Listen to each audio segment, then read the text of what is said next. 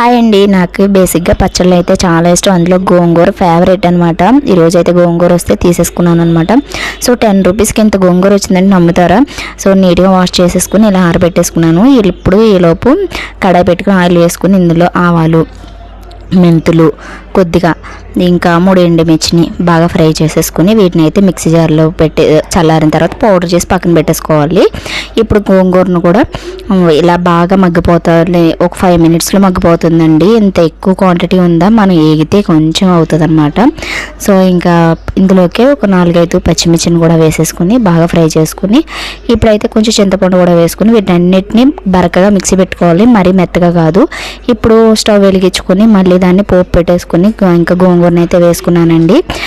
ఇంకా తర్వాత మళ్ళీ దానికి పోపు పెట్టేసుకుని మిక్సీ పెట్టుకున్న గోంగూరను వేసేసుకుని పచ్చి ఉల్లిపాయలు వేసుకుని తింటే వేడివేడి అన్నంలో సూపర్ ఉంటుందండి. మీరు కూడా ట్రై చేయండి.